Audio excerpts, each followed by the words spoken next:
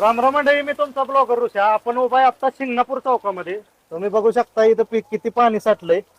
जवळजवळ एक माणूस अर्धा बुडेल एवढं पाणी ह्या रस्त्यांवर साठलंय. बघा, बघू शकताय तुम्ही. दाखवर जाऊन बघा, जवळजवळ एवढं पाणी मध्यभागात जा, मध्यभागात.